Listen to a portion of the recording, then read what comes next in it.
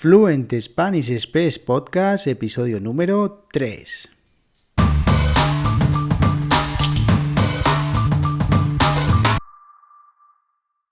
Bienvenidos, bienvenidas a Fluent Spanish Express Podcast, el podcast oficial de www.fluentspanish.express, tu academia online de español con contenidos para aprender y mejorar tu español. Cada semana una nueva lección, cada semana un nuevo podcast.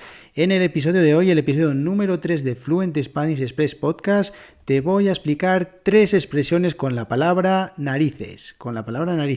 Tres expresiones, una positiva, una neutra y otra negativa. Son 3 expresiones que se utilizan habitualmente, al menos aquí en España, 3 expresiones que yo utilizo muchísimo y 3 expresiones que estoy seguro que te van a servir en el futuro, que alguna quizás ya la conozcas, pero si no la conoces, bueno, pues hoy vas a aprender estas 3 nuevas expresiones con la palabra narices.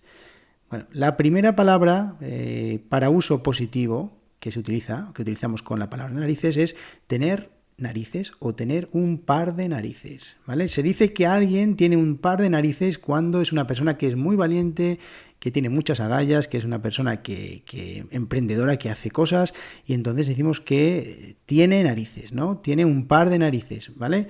Entonces, por ejemplo, hay que tener un par de narices para decir algo así. Por ejemplo, ese sería un ejemplo de cómo utilizar la expresión tener un par de narices. Cuidado con esta expresión porque luego os voy a explicar una negativa que es bastante parecida y hay que tener en cuenta un pequeño matiz, pero en este caso tener un par de narices. Esta es la primera expresión con la palabra narices para uso positivo y que se utiliza habitualmente, tener un par de narices. Bien. Para uso neutro, digamos que no tiene una connotación ni positiva ni negativa, ¿vale? Es otra expresión que es dar en la nariz, dar en la nariz. Utilizamos esta expresión, yo la utilizo muchísimo, me da en la nariz que está pasando algo.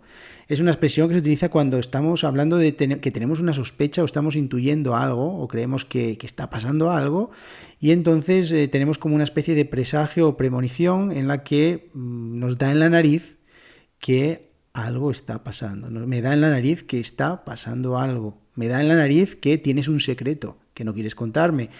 Dar en la nariz, esa expresión también muy utilizada, dar en la nariz. Me da en la nariz que este podcast te va a encantar.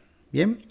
Y por último, la expresión negativa con connotaciones negativas es estar hasta las narices, ¿vale? Estar hasta las narices. Esta expresión que quizás ya la has escuchado, estoy hasta las narices de mi jefe, estoy hasta las narices de que me digas todo esto, estoy hasta las narices del coronavirus. Bueno, pues todas estas expresiones, expresiones que se utilizan con estar hasta las narices, se utilizan cuando estás harto o harta de una situación, de una persona, de algo, estás molesta por alguna razón y ya no puedes más, ya llegaste a tu límite, estoy hasta las narices. Estas son las 3 expresiones de hoy con la palabra narices. La primera, como te decía, tener un par de narices para una persona que es muy valiente.